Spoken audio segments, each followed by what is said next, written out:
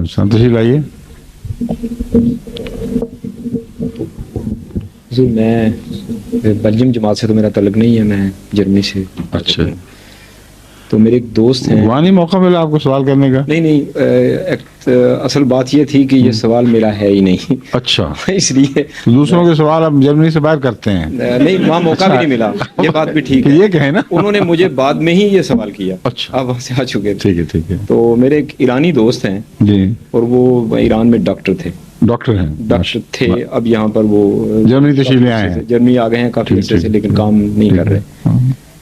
تو انہوں نے ایک لمبی وہاں کی جو ظلم اور زیادتی کی داستان ہے وہ آپ کو سنائی تھی, وہ سنائی کہ وہاں مولویوں نے. وہ کرد ہیں یا ایرانی ہیں؟ ایرانی ہیں. ایرانی ہیں. اچھا. اور انہوں نے کہا کہ جی وہاں پر ملا نے یہ کیا ہے, وہ کیا ہے. بہت زیادہ واقعی خوفناک, شدید خوفناک ہے واقعہ. ٹھیک ہے.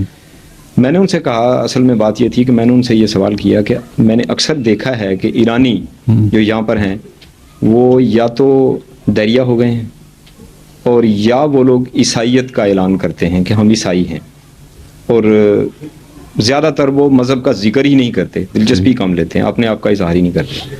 تو اس کی کیا وجہ ہے؟ تو انہوں نے جب یہ لمبی ایک کہانی سنا کے مجھے کہنے لگے کہ خدا تعالیٰ سے انسان یا اس طرح آسانی سے بھاگتا نہیں, یہ مذہب انسان کے اندر ہوتا ہے, وہ کبھی نہیں نکلتا. تو وہ کہنے لگے کہ میں نے بھی کئی بار یہ سوال کیا ہے, تم ہی مجھے بتا دو کہ آخر اتنا زب ظلم ہوا ہے. تو بے شمار ان گنت بے گناہ تھے, لکھوں کھا لوگ تھے جو بالکل بے گناہ تھے. تو ان کی ماؤں نے بھی چیخ و پکار کی خدا تعالیٰ کے حضور, ان کے بچوں نے بھی کی. تو خدا تعالیٰ آخر کب ان کی سنے گا, کیوں نہیں سنتا؟ یہ سوال ہے. یہ سوال تھا. تو سوال یہ ہے کہ کیا انسان کو اس دنیا میں یہ اختیار نہیں ہے کہ وہ گناہ گار بنے یا نیک ہو جائے؟ یہ اختیار ہے کہ نہیں ہے؟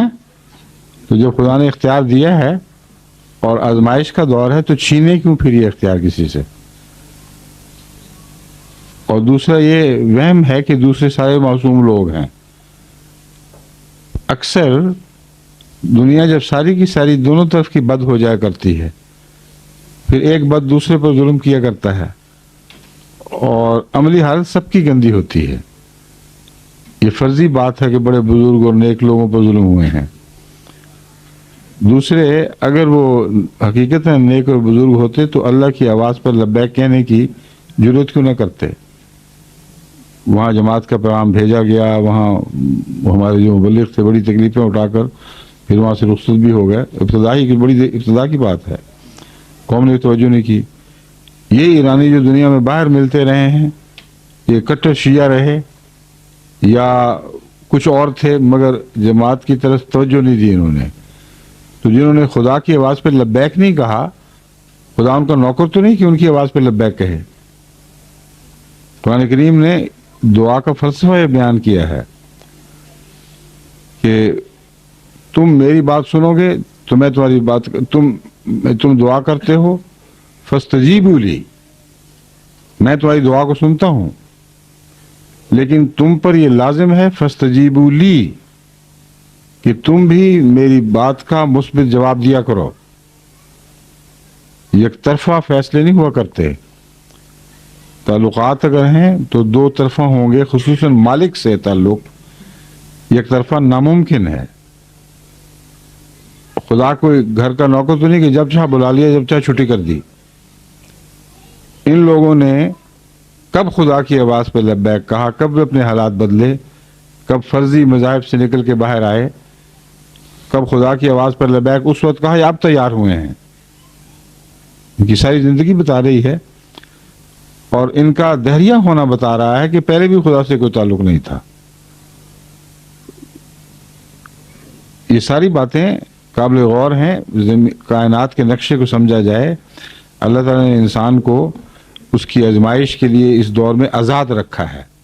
جب آزاد رکھا ہے تو اس میں ظلم بھی ہوں گے.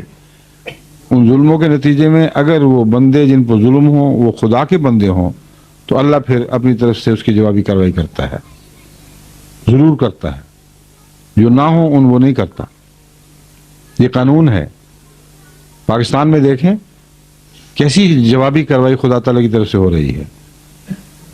جب یہ شروع میں انہوں نے ظلم کیے جماعت پر تو وہ خطبہ آپ دوبارہ سنیں تو حیران رہ جائیں گے کہ کس طرح لفظاً وہی ہوا ہے.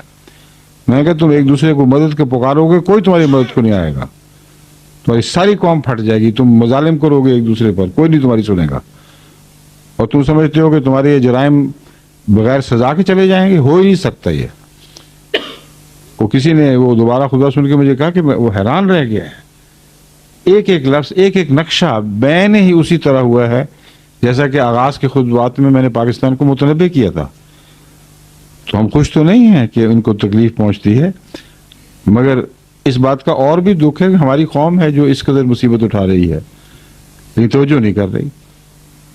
جو باتیں ہیں پاکستان میں جماعت احمدیہ کے خلاف ہوئی تھی وہ ایک دوسرے کے خلاف کر رہے ہیں, ایک دوسرے کو کافر, ایک دوسرے کو غیر مسلم, ایک دوسرے کا اغوا, ایک دوسرے کے گھر لوٹنا, قتل و غارت, اور کوئی پوچھنے والا نہیں.